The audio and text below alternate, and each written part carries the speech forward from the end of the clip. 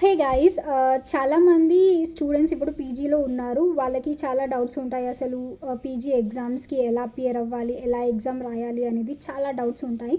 See guys, ఒకసారి మీరు syllabus తీయండి. ఫస్ట్ సెమిస్టర్ సిలబస్లో ఏమేమి ఉన్నాయి టాపిక్ వైజ్ చూసుకోండి. ఓకే, ఒకవేళ మీరు కాలేజ్ వెళ్ళకపోయినా, కాలేజ్ కొన్ని రోజులు అటెంప్ట్ అయినా, ఒకవేళ కాలేజ్లో లెక్చరర్స్ వాళ్ళు కంప్లీట్గా సిలబస్ మీకు చెప్పకపోయినా you should not worry. Why? Because you are PG students.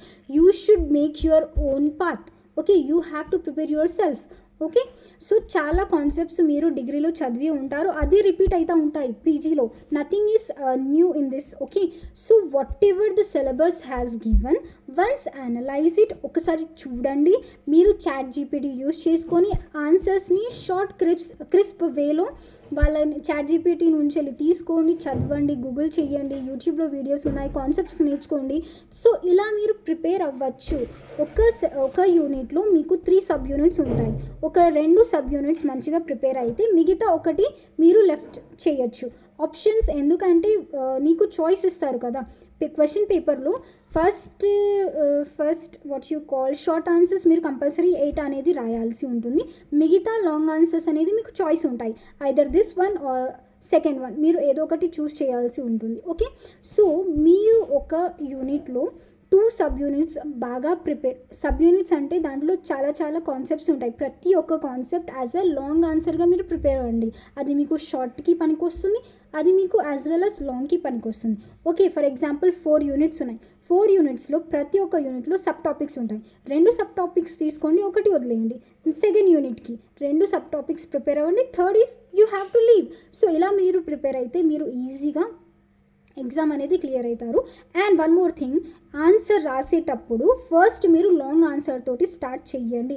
First మీరు లాంగ్ ఆన్సర్ రాయండి, దానికి what you call mind maps గీయండి. Whatever diagram is related with the diagram గీయండి, హెడ్డింగ్ వేయండి, కలర్ పెన్స్ యూస్ చేయండి. And one more thing, underline చేయండి words. మీ వర్డ్స్ని మీరు పెన్సిల్ తోటి ఎంత అండర్లైన్ చేసుకుంటే అంత హైలైటెడ్గా ఉంటుంది ఆన్సర్, అండ్ చాలా ఎఫెక్టివ్గా ఉంటుంది. మీరు మైండ్ మ్యాప్స్ క్రియేట్ చేయండి, ఫ్లో చార్ట్ క్రియేట్ చేయండి.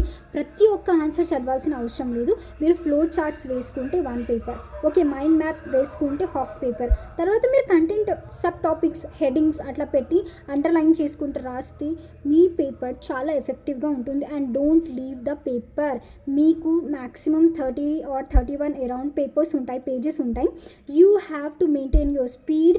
ఫస్ట్ మీరు లాంగ్ ఆన్సర్స్ మొత్తం కంప్లీట్ ఒక్కటి కూడా వదిలిపెట్టకుండా రాయండి, వితౌట్ లీవింగ్ 1 ఆన్సర్ ఆల్సో.